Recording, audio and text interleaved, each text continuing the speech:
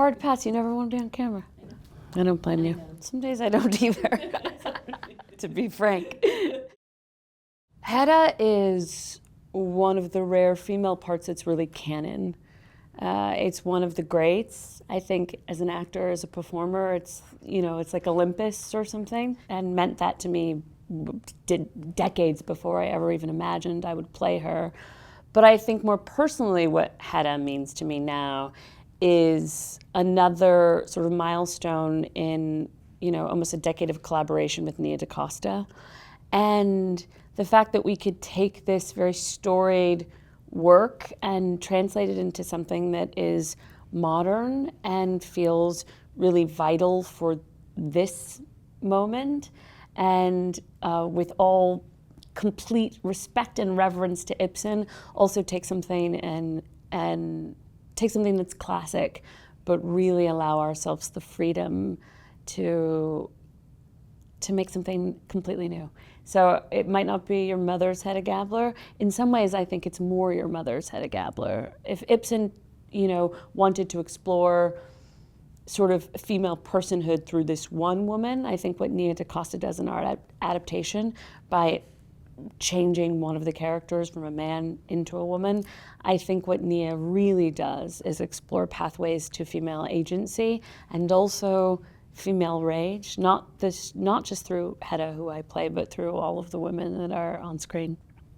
It meant everything. It meant a lot, I think, to get to play her at this point in my career is an honor. It's one of those things that doesn't just belong to you. You belong to a sort of rich tapestry of actors that have approached it, including the brilliant Nina Haas, who I co-star with, has also played Hedda. She played it for 6 years in Berlin. So many of the greats have played this woman, so I think it feels like a tremendous privilege and an honor, and it was delightfully terrifying. I would describe Hedda as a woman who wakes up in a life that doesn't fit too comfortably on her. Over the course of the evening when we meet her, I think she's built a house of cards that's precarious, and you see her make some moves to sort of topple them over. It's funny because in the original material, obviously, spoiler alert, Hedda dies, she kills herself, and so she's a character that some might think is suicidal. And I think of Hedda, particularly our Hedda, as a woman who's really dying to live. I think what motivates her, and sometimes her actions are even unclear to herself. Sometimes she says, I can't help myself. The things I do, I don't even know why I do them. I think the truth is, as an observer of her and someone that also got to inhabit her, I think a lot of what propels her forward is a thirst for purpose. In the original piece, Ibsen has her say something like, "For once I want to be in control of a man's destiny." I think the Hedda that we painted is a woman that wants to be in control of her own destiny, and has made a series of choices that undercut that. And then we see her in one sort of evening trying to kind of untangle herself. And unfortunately, I think she tangles herself even more. One of the challenges of adapting theater to screen is making it feel cinematic. But I think we applied a lot of the same principles when you make a piece of work on stage, and that's hugely collaborative. You do so much rehearsal, you spend so much time in collective spaces as a company. There really is this idea of the company, which is very different from the way that you make film. So when I say we, I don't just mean Nia and I, although the collaboration certainly started there, but I really mean everyone on screen, and even the people that are on screen that never speak. I mean, it's remarkable to me, the generosity of our cast, because they would hang out and be on set with us and play their actions and do it full out, even when they weren't on screen, just to give us energy. And so I really felt like we really, created a real ensemble together. So that's kind of the we that I mean. I'm so happy to hear that it doesn't feel claustrophobic, even though it all takes place in one night and in one space. Certainly for Hedda, I think sometimes it feels very claustrophobic. Although the house is this huge manor estate, I think the walls feel like they're increasingly caving in on her. But it was important to us, particularly because the original text is, it's a play. There's so such density of text. We really wanted to make sure that it had movement and air and spaciousness, and also so much happens over the course of the evening. I think we were really helped by the gorgeous design of the house that Kara Brewer did, that it felt like there were these sort of enclaves where characters could be private, and then there were these huge sort of landscapes where characters were in the public space. And so getting to see those two sides, particularly of Hedda, her sort of, public self and presentation and performance, and then her private self. And so I think the house also had so much dimension to it that it felt quite expansive in its way. And funnily, as we were doing research, we were helped by a couple folks that do consulting, and actually our party was quite tame compared to some of the parties that would happen during the 50s in some of those country houses with the elite. I mean, they would really begin in the evening, as our party did, with a very intimate dinner, and then they would become these raucous parties that sometimes went on for a couple of days. And I remember one of the advisors that we had, when we were asking, well, if there was drug use, where would the drugs be? And one of them said, on every surface.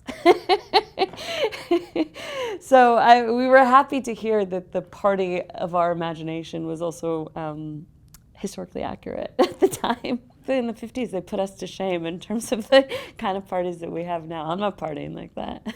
The clothes and the costumes inform me so wildly, which is usually the case, but with this more than anything. First of all, we constructed, so some of the costumes that you see on screen were actually from the 50s archive pieces, but my dress, there were multiples of them because we needed them for the length of shooting, and then also the dress changes as the night goes on, and as all of the things that happen to Hedda and the way that she happens to the pieces of the evening. One of the things that we were really inspired by, the brilliant costume designer Lindsay Pugh, whose work in this is so magnificent, is really that sort of shape of the time, the sort of post-war women back in the house, but and sort of confined by these shapes. And one of the big ones was that new Dior shape, which of course had this really tiny waist and then huge sort of body of the skirt. We really loved the idea of Hedda taking up a lot of space, just the sheer circumference of the skirt, that when she entered a room, she was someone that you had to make space for.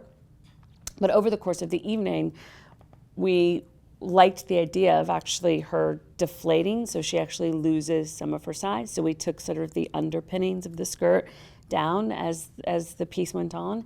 And then one thing is just the boning of the piece. We really loved the idea of her being really bound. And actually, the costume was quite hard to get like a full breath in because the way it sort of constricts the ribs. And something that was so fascinating to me about the 50s in particular, I started to look at the waist sizes of Hollywood actresses during that time. And some of them were like 20 inches. I mean, sort of the expectations on women during that time were astounding. I liked the idea, insofar as it was healthy, to sort of put that kind of pressure that Hedda would have put on herself at the time to sort of fit into those dresses.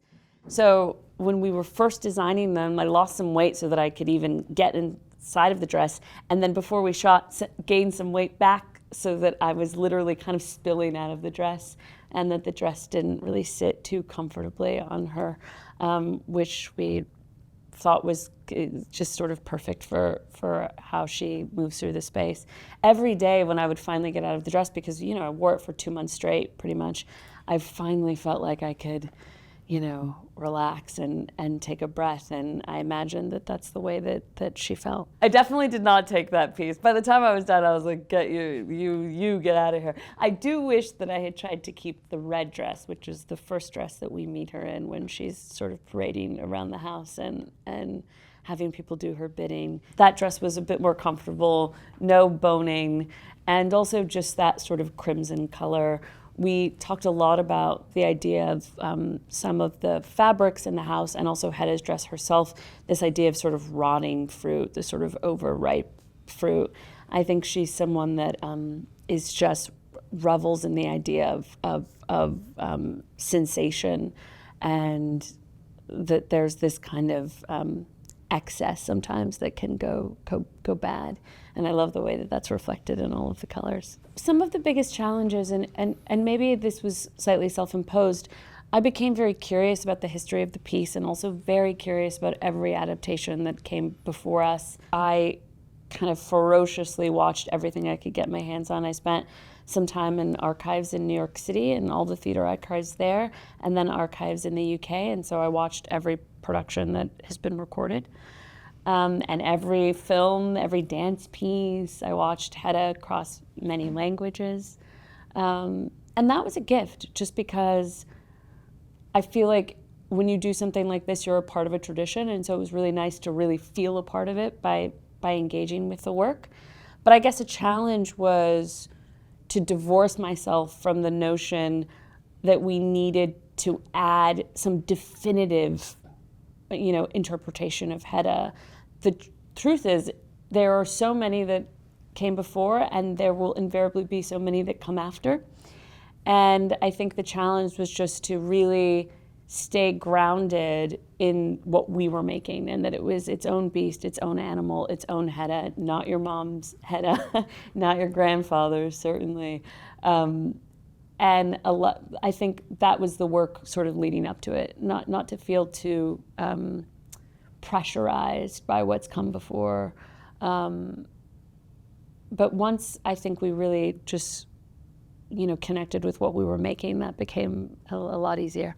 I always find, regardless of the piece, there's always that one scene that feels like the toughest nut to crack. There were certainly some one-liners I had in this that were very fun to deliver, but by and large, I felt some of the brutality of the character really challenging, and inhabiting that. To try to access a part of myself that found delight in those outward expressions of rage, I found challenging. So I think some of those scenes were kind of the hardest to anticipate performing, and those were challenging days. Definitely, those were challenging days. But by and large, we had such a fun and light set that everything around the shooting of those scenes was a delight. Just those moments were challenging. We got stopped by the strike. We were rehearsing. We didn't get to make the film then. We had to recast. We had to convince the beautiful, lovely people that gave us their home that we could keep all of the crazy wallpaper and animal print. We completely redecorated their modern kitchen into a period kitchen, so they had to have not a real functional kitchen for the months during the strike. And I'm really proud that we could still, make this thing and have it survive.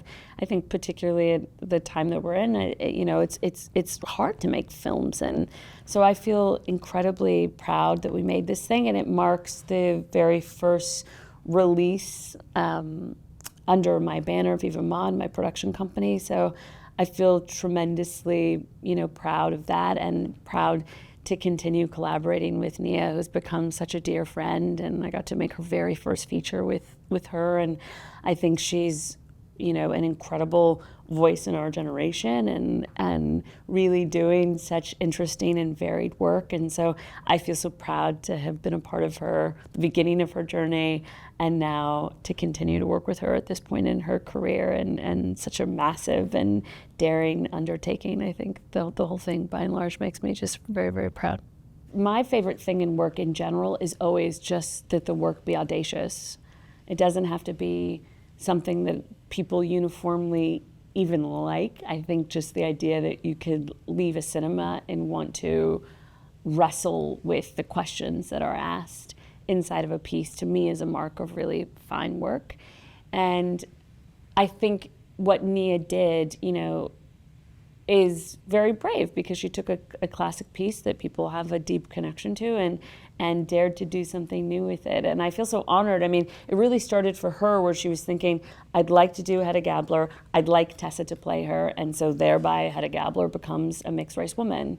Then the second thing for her, she was like, there's this character, Eilid Lovborg. I'd love to make him a woman, because I think that fundamentally makes the character more interesting, more modern, and also I'm a filmmaker that wants to, by and large, make stories about women, so I want to do that. And then suddenly the piece becomes a queer piece of work, And I think that kind of making, that we're not necessarily putting identity first, but wanting to make work that reflects the time in which we live, which I fundamentally think is the job of an artist, or the kind of artist that I think I want to be, and that I like to surround myself with. And I think to do that and go, I'm aware that this fundamentally changes this classic piece, but I hope people can come along for the ride.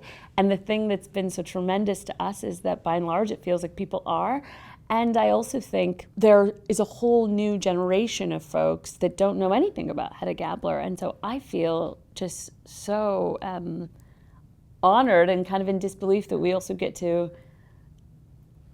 introduce this piece to that audience. And I hope they go back and read the pieces and contend with it and make their own choices about how they feel. But that's exciting. A really close friend of mine the other day said, because he went to drama school, and he said, it occurs to me that there'll be like this whole generation of people that are studying the play that will probably watch your movie. And that really moved me more than anything. Something about the idea, because I remember being a student, and reading these pieces of work and trying to figure out what they mean and why I love them so much, or how to interpret them. And I would watch all of these things. I mean, I still am an adult and I'm watching old, adaptations to understand how I think about these pieces. And so the fact that now our piece is a part of that conversation and could be something that would be studied or discussed. Someone yesterday told me that they'd like to do it in their women's studies class that they teach, and that's so cool to me, to make work that students can engage with too is very cool.